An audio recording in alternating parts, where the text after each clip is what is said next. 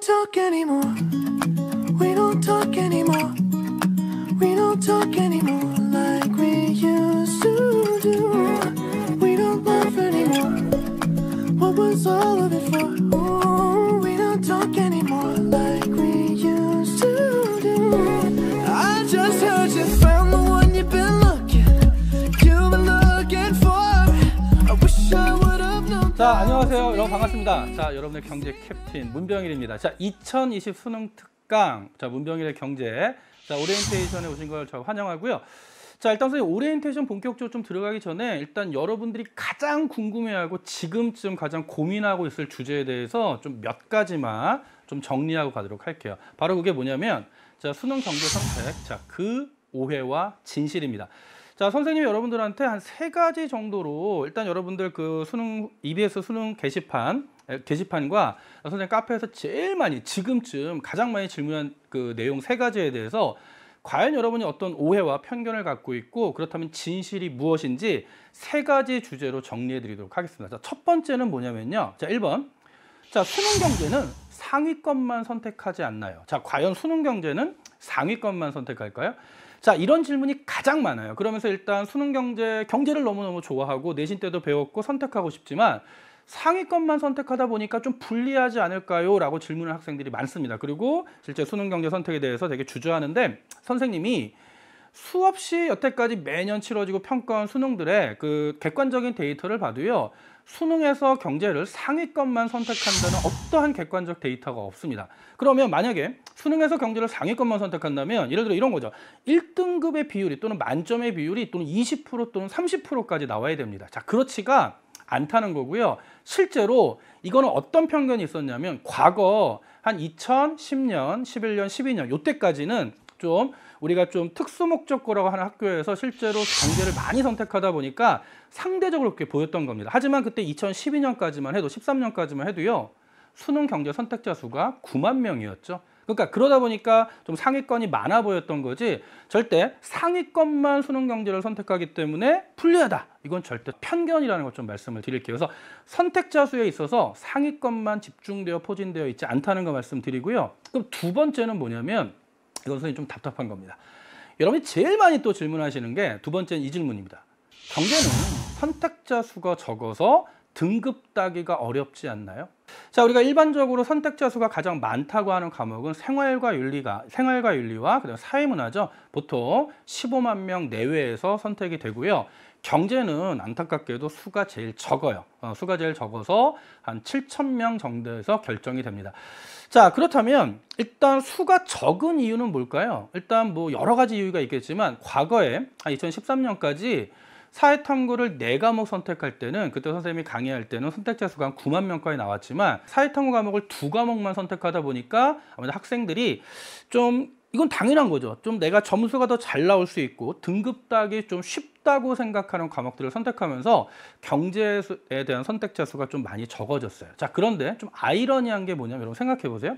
실제로 지금 문과 학생들이 가장 선호하고 가장 많이 지망하는 과는요. 경제학과와 경영학과입니다. 그럼 결국 수능 경제와 관련된 학과들이 가장 인기 있는 학과임에도 불구하고 실제로 경제 과목의 수능 경제 선택자 수가 왜 적을까요? 그 이유는 아까 말씀드린 1번에서 상위권만 선택한다. 이 첫 번째 막연한 두려움이고 두 번째는 뭐냐면 선택자 수가 적기 때문에 등급 따기가 어렵지 않을까라는 또 막연한 두 번째 두려움이죠. 자, 이것도 마찬가지로 어느 정도 오해가 있는 건 뭐냐면 여러분 선택자 수와 등급과는 무관합니다. 자, 여러분 표를 한번 보면서 한번 얘기를 해볼게요.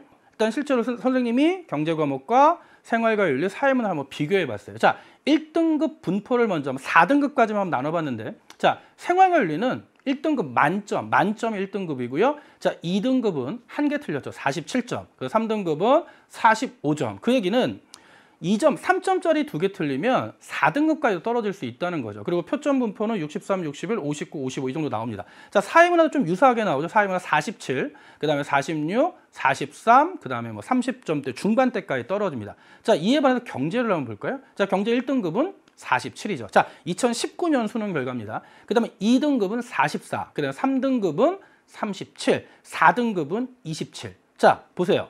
5개, 6개 틀려도 3등급까지 나올 수 있다는 겁니다.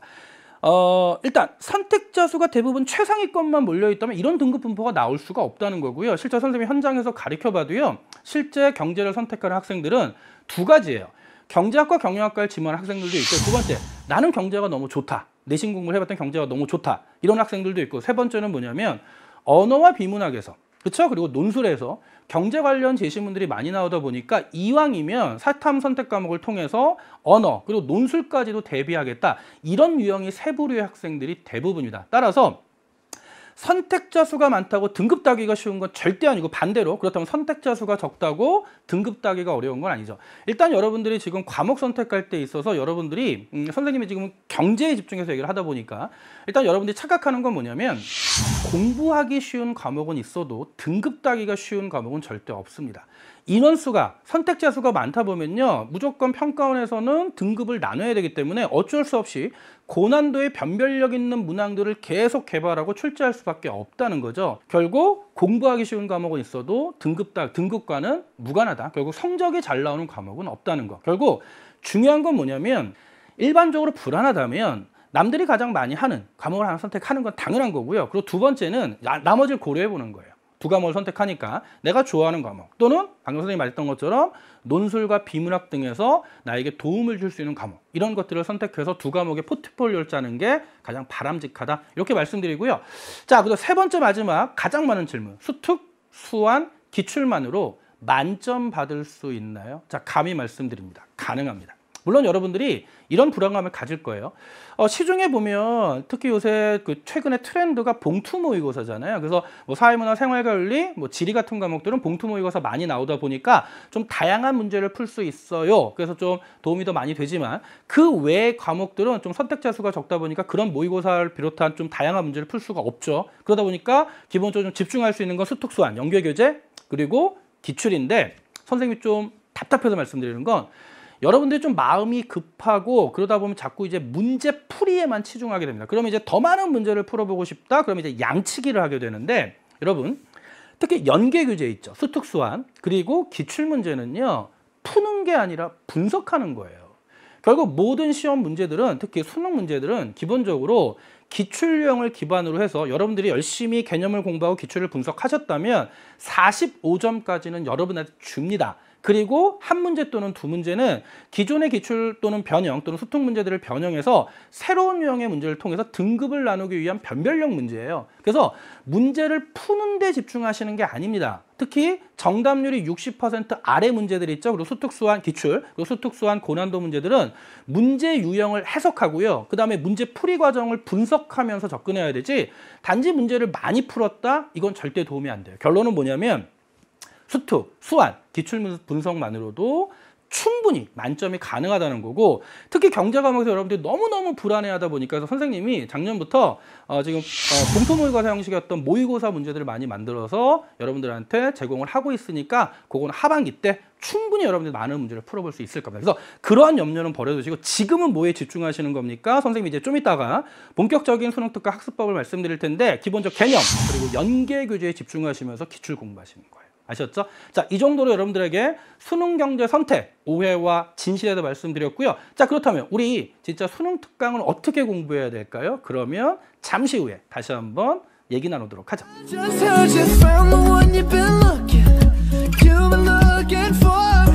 I wish I would have known that wasn't me. 자, 여러분 다시 한번 반갑습니다. 자, 이제 우리 수능 특강 2020 수능 특강 문병일의 경제 이제 본격적인 학습법에 대해서 좀 말씀을 드릴게요.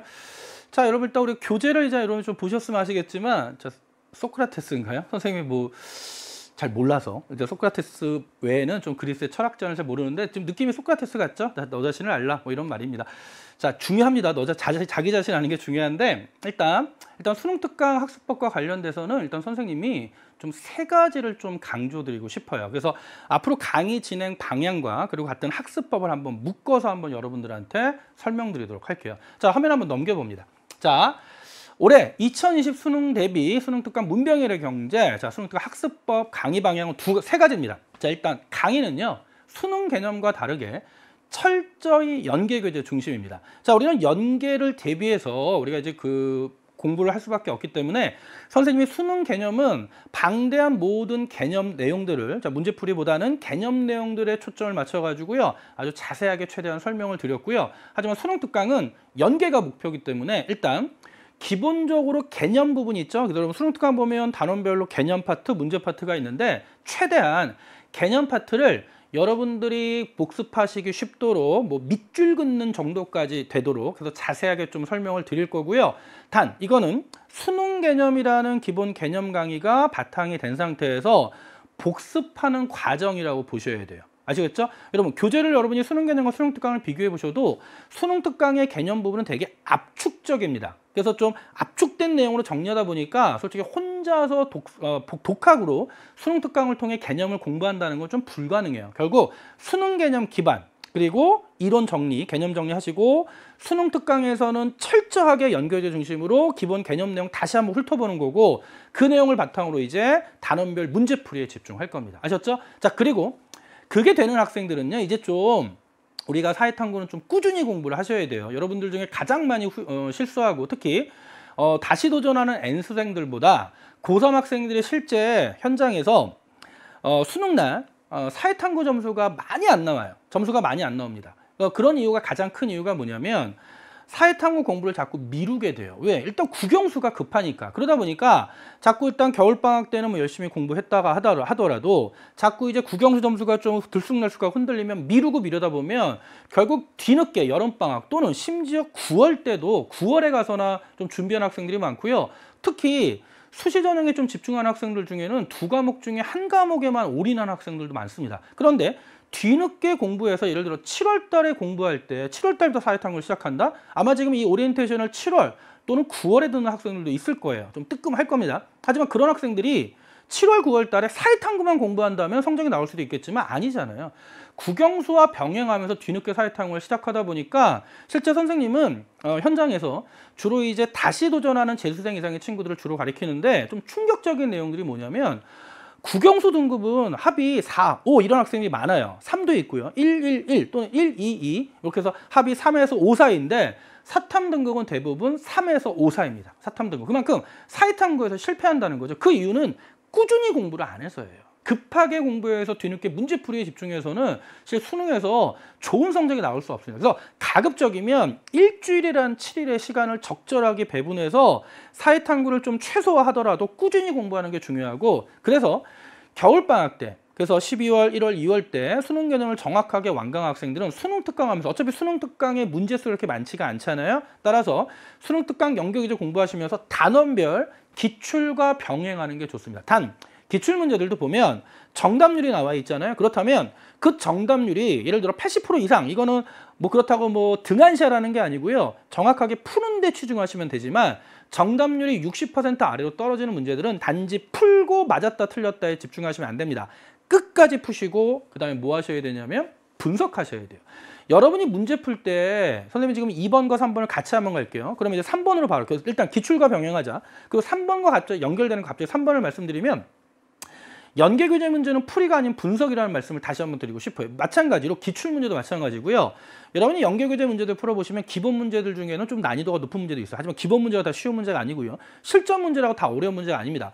문제 풀다가 딱 보면 자신이 평가가 돼요. 이 문제는 어렵구나. 이 문제는 내가 이렇게 풀이법을 미처 생각하지 못했다. 그런 문제들은 다시 한번 꼼꼼히 풀이 과정을 복습하시면서 문제 유형 그리고 조금 더 나아간다면 이런 문제가 물론 이렇게 시간이 없겠지만 어떻게 변형될 수 있을까 이런 좀 진지한 특히 모든 문제가 아니라 고난도 문제에 대해서는 그런 좀 여러분이 좀 확장된 사고를 하셔야 되고 그 다음에는 정말 안타까운 건 뭐냐면 여러분들이 문제를 풀 때 정답만 찾아간다는 겁니다.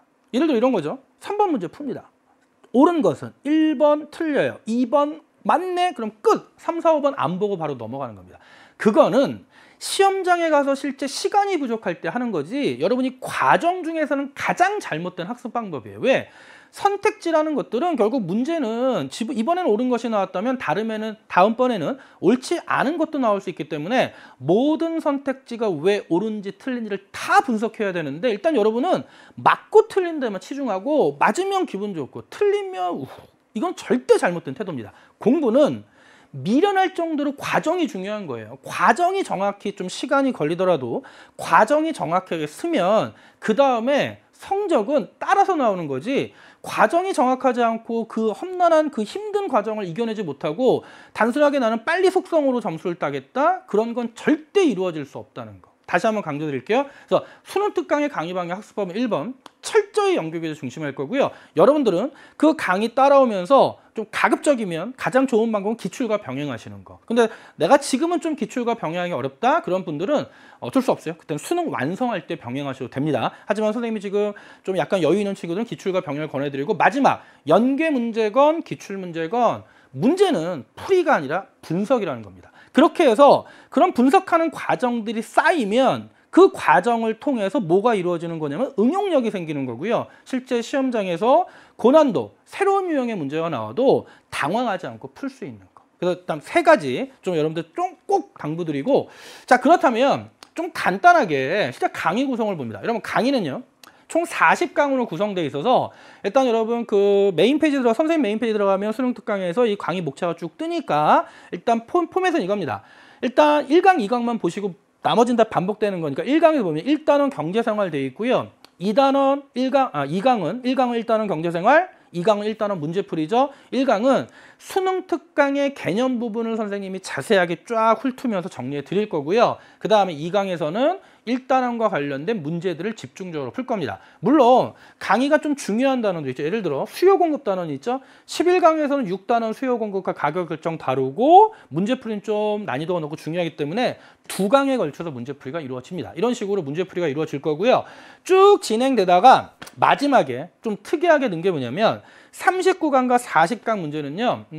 작년에는 기출문제 강의가 없었어요. 기출해석 강의가 없어서, 분석 강의가 없어서 좀 기출 분석에 대한 학생들의 좀 요구와 수요가 많았기 때문에 선생님이 39강과 40강에서는 수능 최고난도 기출문제 풀이 시간을 2시간을 가져서 프린트로 대체 수업이 진행될 텐데, 이때 문제들은 과거 평가원과 수능 문제 중에 정답률이 보통 50% 아래 또는 50%, 60% 사이 문제들 중에 대부분 중요한 문제들 위주로, 또 새로운 유형의 문제들은 선생님이 39강과 40강에서 집중적으로 여러분들에게 정확하게 해설을 해 드릴 겁니다. 여러분 특히 아셔야 될 게 뭐냐면 평가원 문제랑 수능 문제는요 해설지가 제공이 안 되기 때문에 실제 출판되는 모든 그 문제집들을 봐도요 해설 중에 좀 제각각인 내용들이 많습니다. 그런 부분들을 선생님이 여기서 정확하게 정리해 드리도록 할게요. 아셨죠? 자, 이렇게 해서 강의 구성까지 봤고요.